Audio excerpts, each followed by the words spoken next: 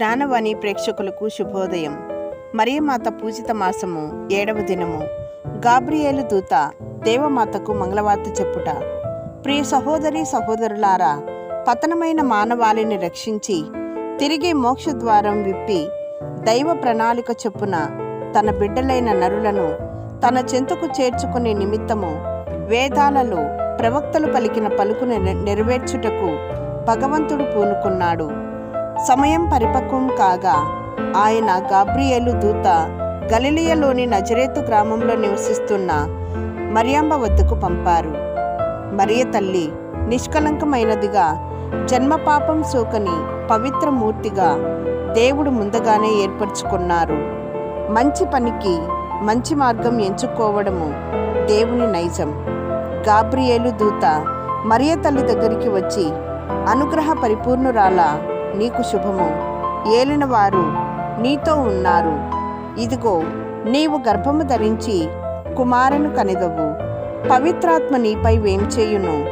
సర్వోన్నతుని శక్తి నిన్ను ఆవరించును అని మంగళవార్త వినిపించిన తక్షణమే క్రీస్తు శకానికి శుభారంభమైనదని ప్రభువునకు విధేయించి తనను తాను దేవునికి పునరంకితం చేసుకుంది. విర్రవీగే సాతానుకు విరుగుడు మందు వేశాడు ప్రభువు. నిజమైన దేవుడిగా, నిజమైన నరుడిగా దైవరాజ్య స్థాపన కొరకు పవిత్రాత్మ ప్రేరణతో పరిశుద్ధ మరియ గర్భములో అంకురించారు. ఇది అంతా మరియ తల్లికి దేవుని పట్ల ఉన్న అపారమైన ప్రేమకు తార్కాణం. అందుకే పునీత బెర్నార్డు గారు దేవుడు మానవాళికి అనుగ్రహించిన అత్యున్నత స్థానం మరియను తన తల్లిగా ఎంపిక చేసుకోవడమే అని చెప్పారు. మరియా దేవుని తల్లి కాకపోయినచో ప్రభువుతో ఐక్యమై ఉండేది కాదు అని వేద పండితుడైన పునీత ఆల్బర్ట్ గారు నుడివారు. అద్భుతము.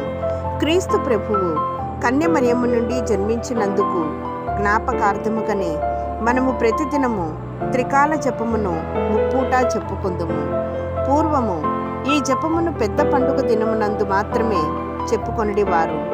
పండుగ దినము సాయంకాలమున గుడిగంటలు కొట్టగానే ఆ గంట శబ్దమును విని క్రైస్తవులందరూ మోకాళ్ళూని దేవమాతకు స్తోత్రముగా 3 సార్లు మంగళవార్త జపమును చెప్పుకొనివారు. ఈ మంచి అలవాటు 132వ సంవత్సరమున పరిశుద్ధ పాపుగారిచే ప్రారంభించబడినది. కాలక్రమమున ఈ త్రికాల జపము దినమునకు 3 పర్యాయములు ఉదయం, మధ్యాహ్నం, సాయం సమయములందు వేడుకొనే అలవాటు ప్రపంచమంతటా మెల్లమెల్లగా వ్యాపించినది. పూర్వము ముస్లింలు క్రైస్తవ దేవాలయములను ధ్వంసము చేయుచుండిరి. వారి బారి నుండి రక్షింపమని క్రైస్తవులు దేవమాతను వేడుటయే ఈ అలవాటు ప్రబలమగుటకు కారణము. కాలక్రమమున 3 మంగళవార్త జపములను కూడా పాపుగారు చేర్చిరి. ఇట్లు కొన్ని శతాబ్దముల క్రింద ప్రారంభింపబడిన ఈ త్రికాల జపము నేడు ప్రపంచమంతటను వ్యాపించినది. క్రీస్తు ప్రభువు జనన, మరణ, పునరుత్థానములను ప్రతి క్రైస్తవుడు దినదినము మననము చేసుకొనుచు దేవమాతకు మహిమా స్తోత్రములు చెల్లించుచు ఈ త్రికాల జపమును నేటికిని చెప్పుకొనుచున్నారు.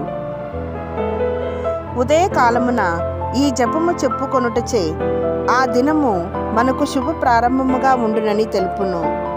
మధ్యాహ్న కాలమున చెప్పు జపము మంచి విశ్రాంతికి, మంచి ఆహారమునకు దేవునికి స్తోత్రముగానున్నది. సాయం సమయము దినము యొక్క అంతమును చూపుచున్నది. కాబట్టి ఏ పనిని చేయుచున్నను గంట శబ్దముతో పనిని ఆపి త్రికాల జపమును జపించుట మన జీవితమునకు శ్రేయస్కరము.